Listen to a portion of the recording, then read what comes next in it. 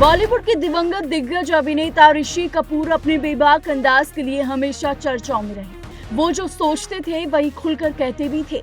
लेकिन एक बार उनका एक ऐसा बयान सामने आया जिसने न सिर्फ सोशल मीडिया पर हंगामा खड़ा कर दिया बल्कि लोगों में आक्रोश भी पैदा हो गया। दरअसल ऋषि कपूर ने अपने खाने पीने को लेकर कहा था, मैं बीफ खाता हूँ और पूजा भी करता हूँ। बस फिर क्या था।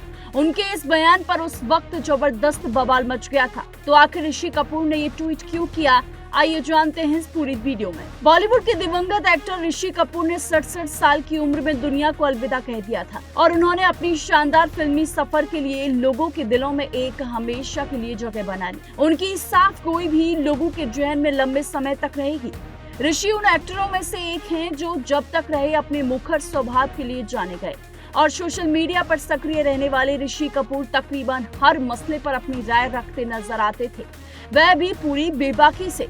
उसी तरीके से उन्होंने एक बार अपने खाने पीने पर बात रखी थी जिस पर जमकर बवाल मचा था। गौमांस और गौ हत्या पर महाराष्ट्र में लगी पाबंदी पर विरोध जाहिर करते हुए ऋषि कपूर ने अपने ट्विटर अकाउंट पर लिखा था, मैं गुस्से में हूँ, कोई खाता है कोई नहीं खाता है, इससे उसके धर्म को क्यों जोड़ा जा रहा है। उन्होंने आगे लिखा, मैं हिंदू हूँ और बीफ खाता हूँ, क्या ऐसा करने से मैं कम धार्मिक हो जाता हूँ। बता दें कि ये ट्वीट ऐसे समय उनका आया जब गौ मांस और गौ हत्या पर महाराष्ट्र की पुलिस काफी एक्टिव थी।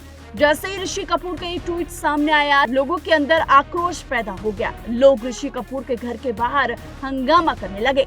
बता दें कि ऋषि कपूर ऐसे ही बेबाक अंदाज के लिए जाने जाते रहे हैं। वहीं ऋषि कपूर यही नहीं रुके, उन्होंने कहा, देश में किसी के खाने पीने पर पाबंदी नहीं होनी चाहिए। कपूर ने एक और अन्य ट्वीट किया था और उन्हें सुअर के मांस का चॉप भी बहुत भाता है। उनके अनुसार भारत में भले ही इसकी मनाही हो, लेकिन ऐसे कई देश हैं जहां इनकी मनाही नहीं है। और उनके इस ट्वीट के बाद सोशल मीडिया साइट पर कुछ लोगों ने ऋषि कपूर के खिलाफ अपना गुस्सा जाहिर किया। कुछ लोगों ने तो उन पर गालियों की बौछार तक कर डाली।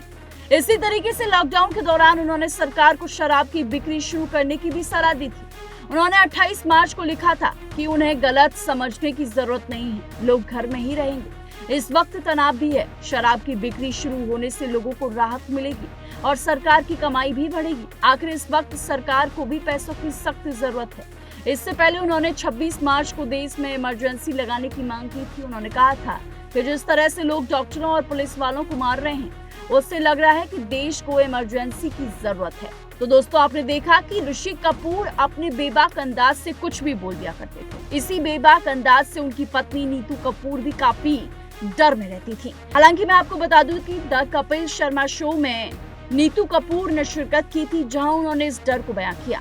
नीतू कपूर ने बताया कि जब इन्होंने ये ट्वीट किया था, किस तरीके से लोग उनके घर के बाहर ऋषि कपूर हाय हाय करने लगे थे और इस बात के लिए ऋषि कपूर को काफी ट्रोल भी किया गया था। और इस बात का खुलासा खुद नीतू कपूर ने द कपिल शर्मा शो के सेट पर किया था। वैसे तो ऋषि कपूर ने फिल्मी जगत के बाद लोगों के दिलों में एक अलग ही जगह बना ली, लेकिन बाद में उनका ऐसा रुख सामने आया कि लोग उनकी बातों से खुश भी हुए तो नाखुश भी नजर आए।